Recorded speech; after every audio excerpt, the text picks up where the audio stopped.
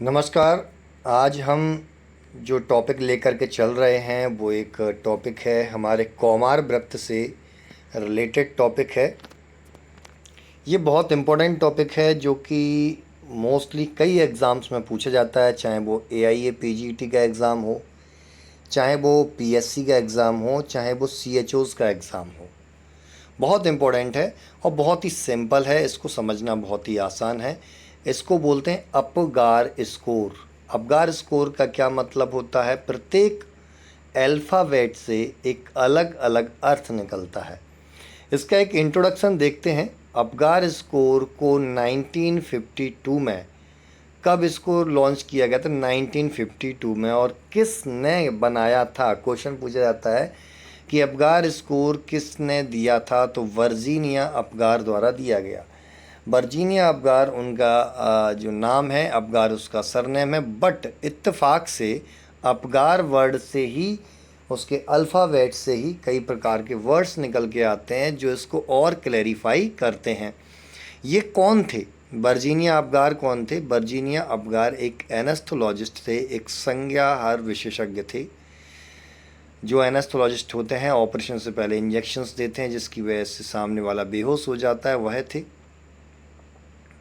इन्होंने ये किस लिए बनाया था? नेक्स्ट क्वेश्चन बनता है कि एक्चुअली में अपगार स्कोर किस लिए प्रयोग में लाया था। तो अपगार स्कोर प्रयोग में लाया जाता है, देखिए जिस समय इन्होंने बनाया था उस समय सेरिब्रल पाल्सी यानी CP के लिए यूज में किया जाता था कि बच्चे के ऑर्गन्स का क्या इफ़ेक्ट है। बट आज ये अपगार स्कोर, जब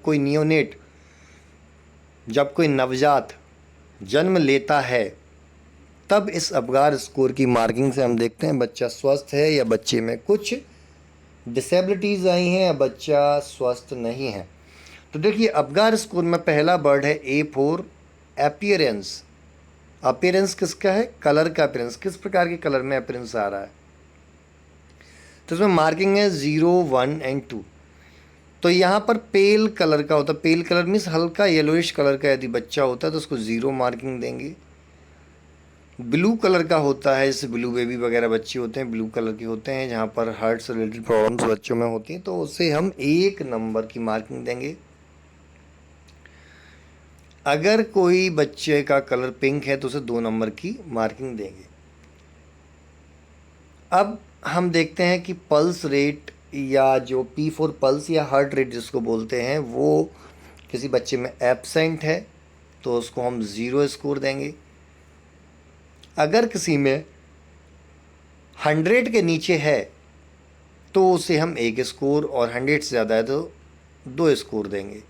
ऐसे ग्रीमेस मतलब मांसपेशियों को कितना वो उसका रिलैक्सेशन हो रहा है, टाइटनेस कितनी आ रही है, बच्चा अपनी मांसपेशियों को सिकोड़ता है, फैलाता है, इस प्रकार की मूवमेंट यदि हो रही है तो उसको मेजरमेंट किया था। इसको बोलते हैं मसल टोन। मसल्स में कितना टोन है, कितनी टोनिसिटी है, कितनी जकड़ाहट है, कितना उसका पावर है। तो इस बेसिस पर यदि एब्सेंट होता है तो 0 अगेन, यदि ग्रीमेस है हल्का सा टाइट है तो उसमें 1, और क्राई एक्टिव वो अपने हाथ पैरों को फैलाते हुए रो रहा है तो उसको हम बोलते हैं 2 नंबर का स्कोर देते हैं। अब आता है A4 activity. Activity limp means मतलब बिल्कुल ही डल डला हुआ है, कोई एक्टिविटी नहीं है, तो 0 स्कोर और 1 स्कोर देते हैं सम टोन। अगर थोड़ी बहुत भी उसमें टोनिसिटी है, उसके बॉडी में थोड़ी सी भी टोन आ रही है, अगर आप उसको टच कर रहे हैं तो टाइटनेस कर रहा है, उसकी बॉडी में थोड़ी भी एक्टिविटी है तो उसको हम 1 स्कोर देते हैं। और यदि बच्चे में एक्टिविटी अच्छी खासी है तो हम उसको 2 स्कोर देते हैं। नेक्स्ट आता है R4 रेस्पिरेशन। अगर बच्चे में एब्सेंट है 0 एंड इरेगुलर 1, और रेगुलर अगर उसमें रेस्पिरेशन है और क्राई रो रहा है बच्चा तो हम उसमें 2 स्कोर या मार्किंग करते हैं। अब देखिए इसमें सीवियरिटी और क्या होता है। देखिए इसमें सबसे ज़्यादा ज़रूरी है, कई बार एग्ज़ाम्स में हमें कंफ्यूज करते हैं, सीवियरिटी के बेसिस पर बोलते हैं 0 to 3 है तो क्या होगा। 0 to 3 है तो देखिए सभी लक्षणों को देखिए, पेल है, एब्सेंट है, उसमें पल्स ग्रीमेस एब्सेंट है, लिम्प है एब्सेंट है, इसमें से सारे लक्षण मिल रहे हैं तो 0 to 3 की कैटेगरी में आ रहा है तो उसको सीवियर कैटेगरी हम मानते हैं। और 4 से 7 यदि अपगार स्कोर आ रहा है तो बच्चा माइल्ड है, उसमें ज़्यादा प्रॉब्लम नहीं है। और यदि बच्चे में 7 से 10 के बीच में स्कोर ये आ रहा है तो बच्चा नॉर्मल है यानी स्वस्थ है। अब उसके बाद हम नेक्स्ट पॉइंट देखते हैं। नेक्स्ट पॉइंट है हमारा नाभि नाल छेदन। ये बहुत ज़रूरी है।